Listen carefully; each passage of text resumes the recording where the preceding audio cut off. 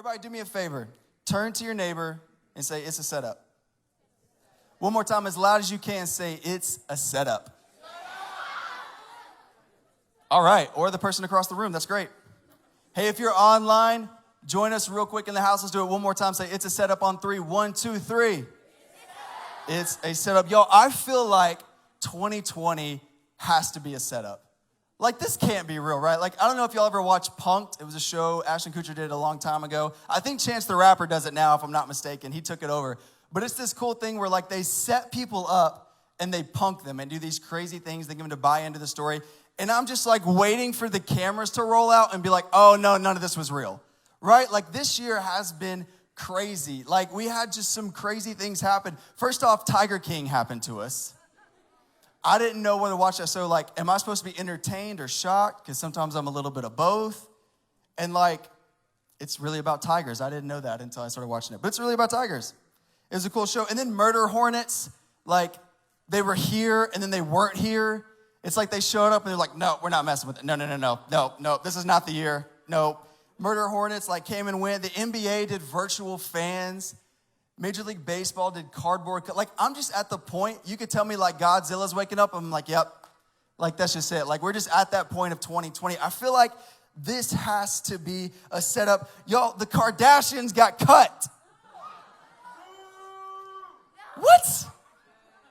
Like, it happened. I never thought, like, it would happen. And then Kanye's running for president for, like, the 20th time. Like, 2020, y'all, it's a setup. Turn to your neighbor one more time and say, it's a setup.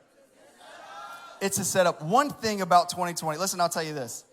One of the things, like, besides everything worried about, like, the world shut down and the pandemic's happening, but one thing that's been kind of brought me back some joy is that sports have sort of come back, right? Like, wait, yeah, you can cheer for that. I'm struggling with this water cup. Hold on. It's 2020. Water cups in 2020. So, like, sports are kind of back. But one of my favorite sports to watch is football. Anybody else? I just love football. Any football fans? So listen, how do I say this the right way? I'm in Texas. I understand that. Like, we got Dallas fans, any Cowboys fans? Any Texans fans? There's a few of y'all. Very cool, very cool. So listen, I have no beef with Texas teams. Like, I have no beef with Texas teams, but my favorite professional team is the Denver Broncos. There you go, I got somebody. Listen, you don't have to love them. I love them enough for all of us. But listen, I love the Broncos because I grew up watching a quarterback named John Elway. I don't know if any of you guys know who that is. But literally, John Elway is nicknamed the comeback kid because he would orchestrate these game-winning drives at the last minute when all hope seemed lost. And I loved watching Elway play. I remember the night after the Broncos beat the Falcons in the Super Bowl and he retired. And I remember watching that with my dad and I bawled my eyes out. Because I was like, we're going to be trash all over again.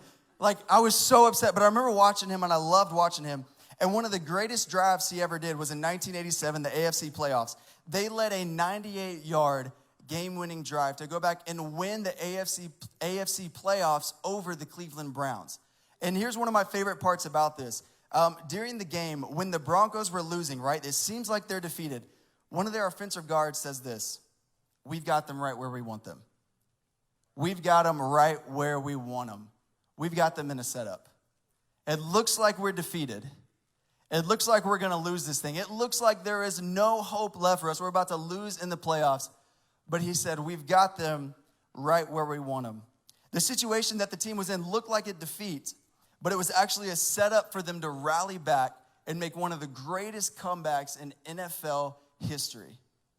The thing about a comeback, the thing about rallying back, is that it always happens when it looks like you're about to be defeated.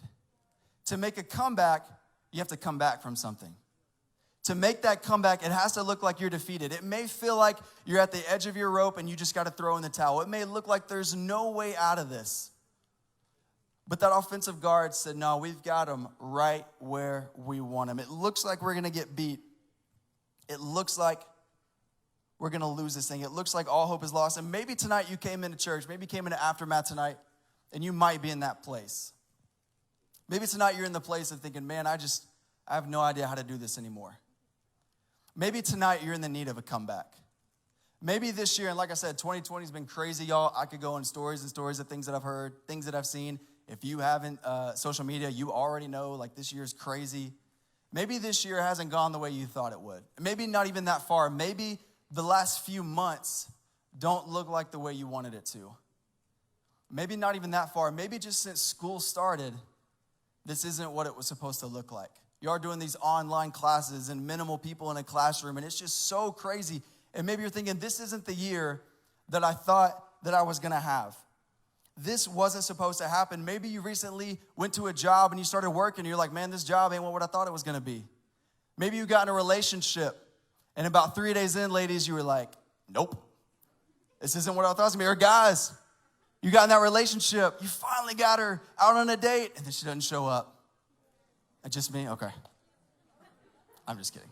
No, it did happen to me. But maybe the relationship didn't work out the way you wanted to. Maybe there was an opportunity that you waited so long for. Maybe it was trying to get on a sports team and you practiced. You practiced so hard, you trained so hard, and you didn't make the team. Maybe what you're walking through right now, this isn't what it was supposed to look like. You know, if we're being honest tonight, maybe that's true in your walk with God. Maybe you started this journey with Jesus, maybe over the summer. Maybe if you went to camp with us, you gave your life to Jesus and you've been trying to walk this new life. Maybe it happened a long time ago for you. Maybe just today at church you gave your life to Jesus and you're trying to figure out this walk with God and you're saying, man, this isn't what I thought it was going to be. This doesn't look like I thought it was going to look like. If you were to come to me and tell me that, if we were to talk about that, first off, I would tell you, I understand. I totally get it. I remember giving my life to Jesus and the next 6 months weren't what I thought they were going to be. It was so hard figuring out these new routines, these new habits. It was so hard trying to navigate from what I used to do into what I know God was calling me into now. I would tell you about losing friends. I would tell you people that I walked life with for so long that I spent so much time with, people I thought were best friends. When I started following Jesus, just started walking away from me. It isn't what it's supposed to look like. Maybe go a little bit further, a little bit more personal. I would tell you about my first year of marriage. I'd tell you, man, yeah, I'm married. It's all going to be great now. It's all going to be perfect. And all the married people in the room laughed at me. This isn't what it was supposed to look like. Some of y'all know I have an almost 4-year-old son, and he's so much fun. He's the greatest kid in the world. I would tell you the first year as a dad is hard. I would tell you I get it. Sometimes it isn't what it's supposed to be. Sometimes it doesn't look like the way we would thought it be. And I would also tell you when I was walking through those seasons in my life, there's an area in the book of Genesis that God would continuously bring me to. And so if we were to have that conversation, I would tell you, open up your Bibles to Genesis chapter 37 through 50 and meet a man named Joseph. So Joseph is the youngest of 12 brothers. And Joseph is just this appointed and anointed man of God. In fact, at a young age, he started having dreams and these visions of what God was calling him to do, and he would share it with all of his brothers, and that caused some jealousy and some envy. And so Joseph was this kid who was so brave and bold with his dreams with God, right? That's what we're supposed to be. That's what we're told to be, right? Be brave and be bold with these dreams that God has put in your heart. And because Joseph was, it got him sold into slavery. Genesis 37, verse 26 through 28, Judah, one of Joseph's brothers, said to the other brothers, what will we gain if we kill our brother and cover up his blood? Come, let's sell him to the Ishmaelites and not lay our hands on him. After all, he is our brother. He is our own flesh and blood. His brothers agreed. So when the Midianite merchants came by, his brothers pulled Joseph out of the hole, out of the cistern, and sold him for 20 shekels of silver to the Ishmaelites, who took him to Egypt. This wasn't supposed to happen. Joseph was also a man of great character. He was a man who always did the right thing, and because he did, he actually got accused of sleeping with another man's wife. The next verse in verse 9, Joseph's talking to this woman. He's trying to resist her, and he says, no one is greater in this house than I am. My master has withheld nothing from me except you because you are his wife. How then could I do such a wicked thing and sin against God? And though she spoke to Joseph day after day, he refused to go to bed with her or even be with her. He's still choosing, no, I'm not going to do this wicked thing. Verse 11, he says, one day he went to the house to attend to his duties, doing what he always does. And none of the household servants were inside. It's just him and this woman. She caught him by the cloak or by his robe and said, come to bed with me. But he left his cloak in her hand and ran out of the house. He literally ran away from the temptation. He's doing the right thing, but the story goes on and says that Potiphar's wife then got all the people around and said, no, he tried to sleep with me. And then when I told him no, he ran away. Look, here's his jacket right here. Joseph doing the right thing is getting accused of doing the wrong thing. This isn't what was supposed to happen. So Joseph's in prison and God's given him this gift to interpret dreams. He's got this really cool gift, but while he's interpreting people's dreams, he tells them, listen, when God restores you, when you get your position back, remind Pharaoh of what I've done. I'm wrongly accused. I'm not supposed to be here. Help me get out of captivity. But listen to this. In verse 20, now the third day was Pharaoh's birthday, and he gave a feast for all his officials. He lifted up the heads of the chief cupbearer, one of the people that Joseph interpreted dreams for, and the chief baker, another person with dreams, in the presence of his officials. He restored the cupbearer to his position so that he could once again put the cup into Pharaoh's hand. Like, that's literally a job in Egypt. You just get somebody a cup. I need one of those. I'm taking applications. If you want to be my cupbearer, holler at me. I'm taking applications. You can bring me a Coke Zero. You can bring me a water and then help me with this bottle cap. So he restored the cupbearer. But for the chief baker, his dream was that he was going to die, and it comes true. He impaled the chief baker just as Joseph had said to him his interpretation. Listen to this, verse 23. The chief cupbearer, however, did not remember Joseph. He forgot him. This wasn't supposed to happen. Maybe you line up with Joseph here. Maybe you've been bold and you've been brave about these things that God's doing in your life, and maybe people are resenting you for it. Maybe you're constantly making the right choices, but bad things keep happening to you. Maybe you keep getting put in the wrong circumstance. Maybe when you're down and you just need some help, maybe when you help other people and you just ask them for one little favor afterwards, they totally forget about you and they abandoned you. This isn't what was supposed to happen. This wasn't what we thought it was going to be. Maybe you felt that way before. I want to read this verse to you. It's in 1 Peter chapter 1, verses 6 through 9. He talks about tribulations and things that we go through. He says, in all this you greatly rejoice, though now for a little while you may have had to suffer grief in all kinds of trials. These trials have come so that the proven genuineness of your faith, of greater worth than even gold, which perishes after being refined by fire, it may result in praise. So that the genuineness of your faith may result in praise. You're going through these things so that your faith can be tested, so it can be proven to be pure. Though you have not seen him, you love him. And even though you do not see him now, meaning Jesus, you believe in him and are filled with the inexpressive and glorious joy. For you are receiving the end result of your faith, the salvation of your soul. You're going through all these things, and there's a reason for it. He's literally saying you're going to go through things, and there's a reason. And so that your faith can be refined. And so that your faith can be purified. Listen, it's not easy and it's not supposed to be, because it's supposed to be real. I don't want something that's only going to last me a few seconds. I don't want something that's based on emotion. It's saying our faith, when we go through trials, is being refined. It's being pushed to being shown to be pure. You're going through these trials so that you can go through and being shown that it's greater worth than gold. It may result in the praise, glory, and honor when Jesus is revealed. Let me read it to you another way. It's a setup. Say it out loud with me. Say, it's a setup.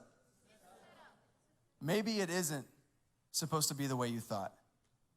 Maybe it isn't supposed to go the way that you thought it would. You see, the story goes on for Joseph, and he's constantly put back. He's constantly feeling like he's in a setback, and he's constantly feeling like he has been defeated. But one of the last things that Joseph does, one day Pharaoh has a dream, and guess who he goes looking for?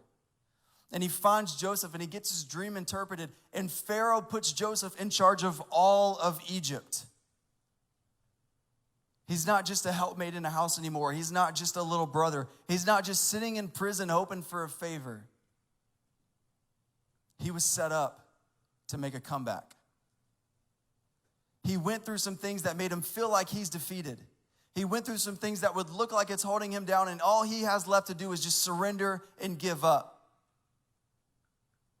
But God was setting him up to make a comeback. God was setting him up to being in a place that he had never been before. He went from being the little brother of 12, the annoying little brother that the other brothers couldn't stand, to reigning over all of Egypt, to reigning an entire empire.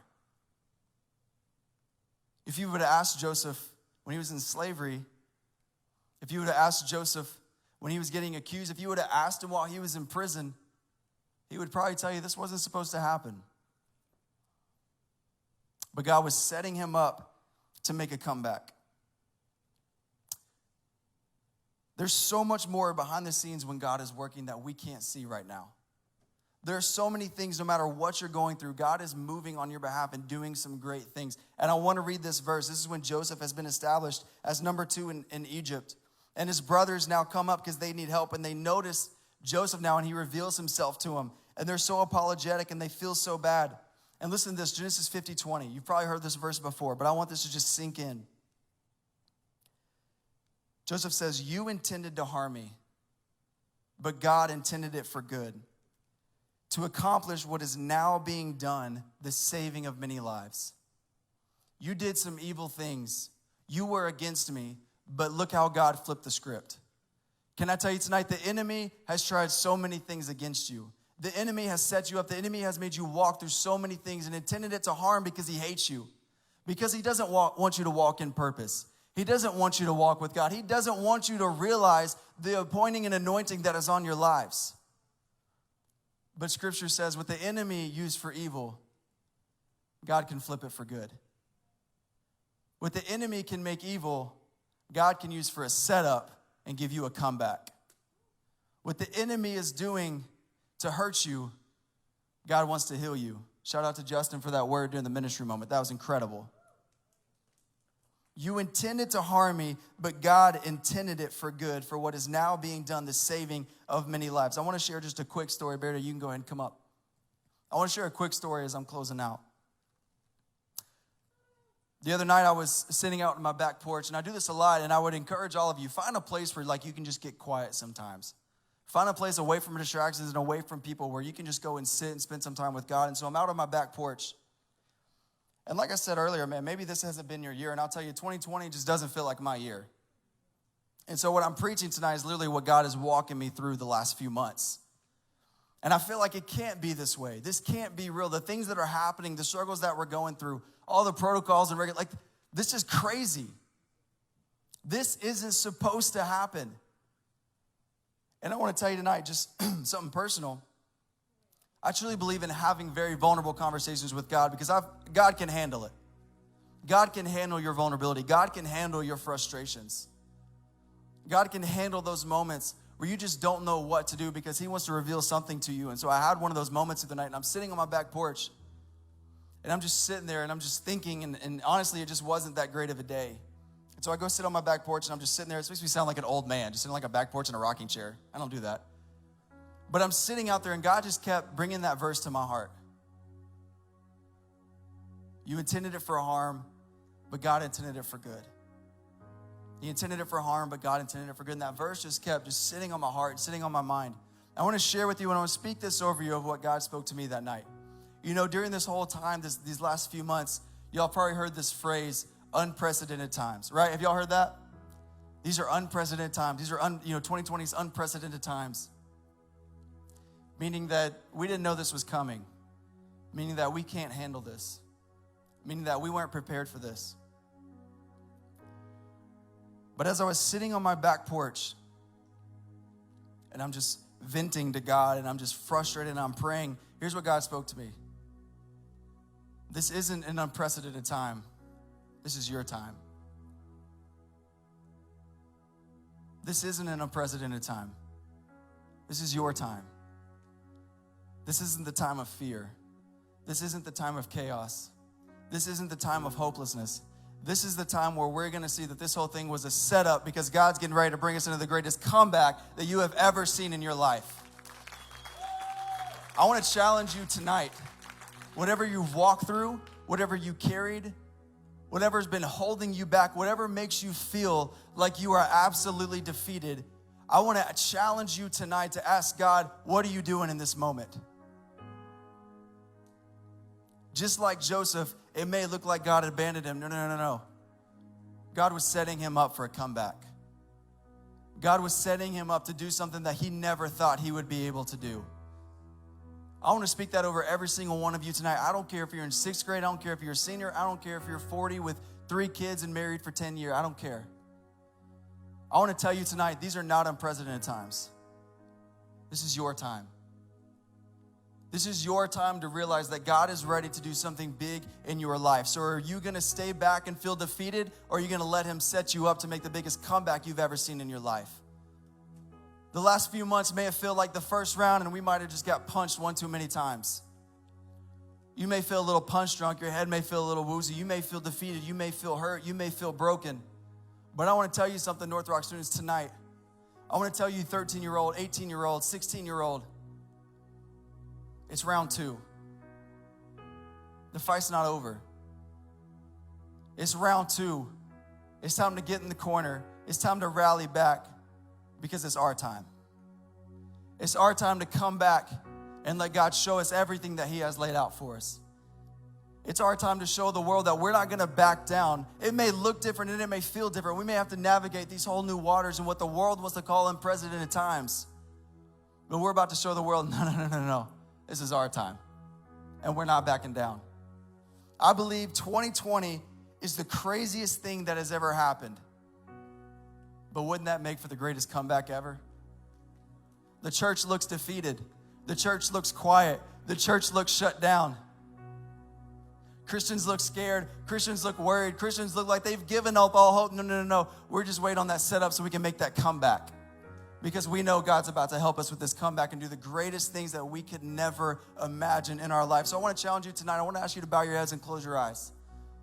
All across this room.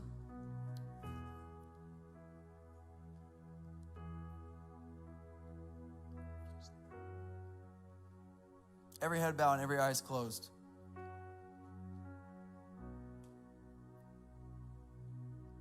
What is something so big in your life? What is something so crazy? What is a dream that you have that it's so big, it almost looks like you could never reach it?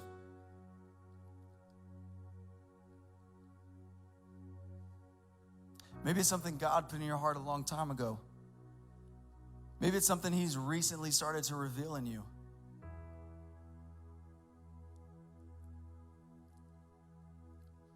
If you would have told little 12-year-old Joseph, youngest of 12, barely given any thought by his brothers, that one day he would help rule a nation, he'd have thought you're crazy.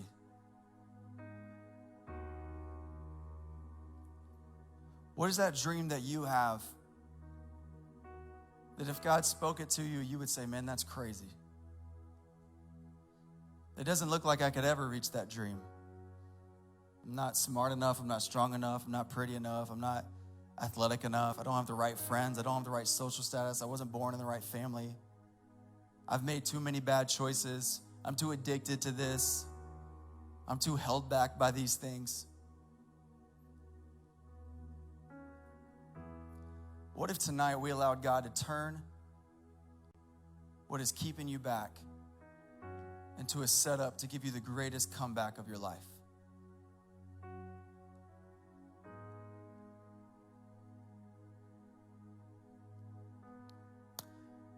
Here's what I believe about Generation Z. Every one of you in this room,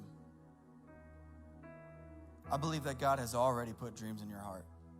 I believe God has placed big things in your mind and in your heart. And if he puts it in there, I promise you, just like his word says, he who starts it will finish it. If you'll just trust him. But in order to do that, we have to follow him. And we have to have that relationship with him. So here's what I want to do first. If you're in this room tonight and you would say, you know what? I don't know God. I thought I did. Maybe I made that decision a long time ago when I didn't know. Or maybe I've never even thought about it. But tonight, I want everything that God has for me. I want God to show me that he is real. I want God to show me that he is with me. I want to know that hope and that peace and that joy. If that's you tonight, with every head bowed and every eyes closed, nobody looking around, would you do me a favor and just lift your hand up right where you're at? Thank you. Thank you. Thank you. Just keep them up. Thank you. Thank you so much. Just keep them up. That's beautiful. Just stay right here in this moment. Hey, online, if you're watching with us and you want to make that decision as well, do us a favor and just let us know in the comments and we'll have somebody reach out to you. That's great. You guys can put your hands down.